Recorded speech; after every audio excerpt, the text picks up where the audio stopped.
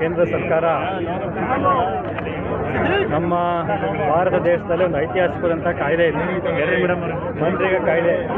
ಮಹಾತ್ಮ ಗಾಂಧಿ ಉದ್ಯೋಗ ಖಾತ್ರಿ ಯೋಜನೆ ಈ ಒಂದು ಕಾಯ್ದೆ ನಮ್ಮ ಗ್ರಾಮೀಣ ಪ್ರದೇಶದ ಗ್ರಾಮೀಣ ಜನತೆಯ ಜೀವನಾಡಿಯಾಗಿದೆ.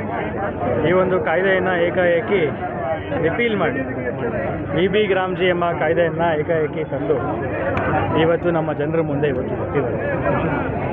ಇದರ ವಿರೋಧವಾಗಿ ನಾವೆಲ್ಲರೂ ಕೂಡ ಇವತ್ತು ಸೇರಿ ನಮ್ಮ ಕಾಂಗ್ರೆಸ್ ಪಕ್ಷದಿಂದ ಎಲ್ಲರೂ ಕೂಡ ಸೇರಿ ಇವತ್ತು ಬಿ ಗ್ರಾಮ್ಜಿ ಏನು ಈ ಕಾಯ್ದೆ ಇದೆ ಇದರ ವಿರೋಧವಾಗಿ ಮತ್ತು ಮಹಾತ್ಮ ಗಾಂಧಿ ಉದ್ಯೋಗ ಖಾತ್ರಿ ಯೋಜನೆಯ ಪರವಾಗಿ ನಾವೆಲ್ಲರೂ ಕೂಡ ಸೇರಿ ಪ್ರತಿಭಟನೆಯನ್ನು ಮಾಡ್ತಾಯಿದ್ದೇವೆ.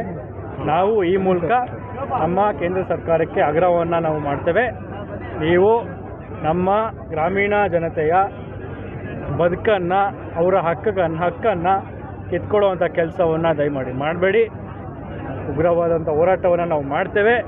ಈ ಒಂದು ಕಾಯ್ದೆಯನ್ನು ಮತ್ತೊಮ್ಮೆ ತಾವು ಮರು ತರಬೇಕಾಗ್ತದೆ. ನಮ್ಮ ಗ್ರಾಮೀಣ ಪ್ರದೇಶದ ಜನರ ಕನಸೇನಿತ್ತು, ಮಹಾತ್ಮ ಗಾಂಧೀಜಿಯವರ ಕನಸೇನಿತ್ತು, ಬಾಬಾ ಸಾಹೇಬರ ಕನಸೇನಿತ್ತು, ಗ್ರಾಮ ಸ್ವರಾಜ್, ಡಿಸೆಂಟ್ರಲೈಸೇಷನ್, ಗ್ರಾಮೀಣ ಜನತೆಗೆ ಹಕ್ಕನ್ನು ಸಮಾನತೆಯಿಂದ ಹಂಚುವಂಥ ಕೆಲಸ, ಬದುಕುವಂಥ ಹಕ್ಕಿನ ಜೊತೆಗೆ ದುಡಿಯುವಂಥ ಹಕ್ಕು, ಈ ಒಂದು ನರೇಗಾ ಕಾಯ್ದೆ ಮುಖೇನ, ಉದ್ಯೋಗ ಖಾತ್ರಿ ಮುಖೇನ ನಮ್ಮ ಸರ್ಕಾರ UPA ಸರ್ಕಾರ ಡಾಕ್ಟರ್ ಮನಮೋಹನ್ ಸಿಂಗ್ ಸಾಹೇಬರ ನೇತೃತ್ವದಲ್ಲಿ ಕೊಟ್ಟಂಥ ಒಂದು ದೊಡ್ಡ ಕೊಡುಗೆ. ಈ ಒಂದು ಉತ್ತಮವಾದಂಥ ಕಾಯ್ದೆಯನ್ನು ಇವತ್ತು ರಿಪೀಲ್ ಮಾಡಿರೋದಕ್ಕೆ ನಮ್ಮ ಧಿಕ್ಕಾರವಿದೆ. ಮತ್ತೊಮ್ಮೆ ನಾವು ಕೇಂದ್ರ ಸರ್ಕಾರಕ್ಕೆ ಆಗ್ರಹವನ್ನು ಮಾಡ್ತೇವೆ.